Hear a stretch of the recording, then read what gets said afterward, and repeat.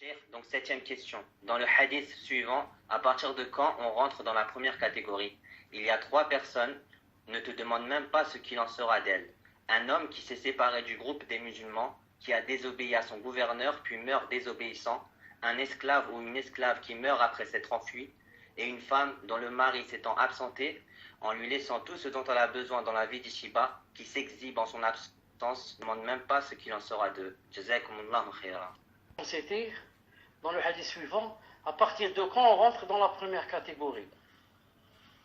Qu'est-ce que ça veut dire exactement cette question? À partir de quand on rentre dans la première catégorie? Qu'est-ce que ça veut dire à partir de quand?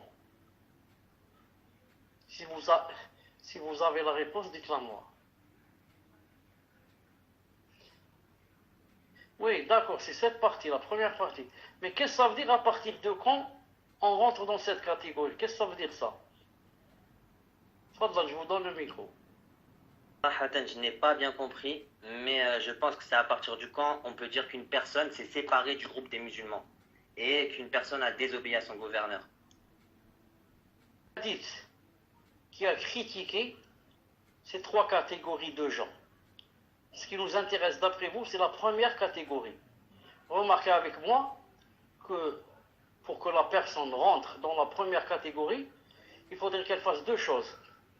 La première, qu'elle désobéisse au gouverneur. Et la deuxième, qu'elle meure. Il a dit qu'il s'est séparé. Il y a trois choses. Un homme qui s'est séparé du groupe des musulmans, wahda. Deuxièmement, qui a désobéi au gouverneur. Troisièmement, puis meurt désobéissant. Car il est possible qu'une personne se sépare des groupes du musulman, désobéisse au gouverneur, mais avant de mourir, qu'elle fasse la tauba. Mais ici, le hadith parle de la personne qui a fait les trois. Donc, il s'est isolé des musulmans, hein, et celui qui s'isole des musulmans. Donc, comment qu'il va adorer Allah subhanahu wa ta'ala? Il va adorer Allah subhanahu wa ta'ala de ses passions.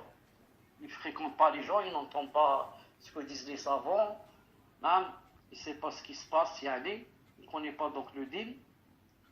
Ensuite, il commence à faire des bid'ah. Ensuite, il a désobéi à son gouverneur. Et troisièmement, il meurt. Il meurt dans la désobéissance.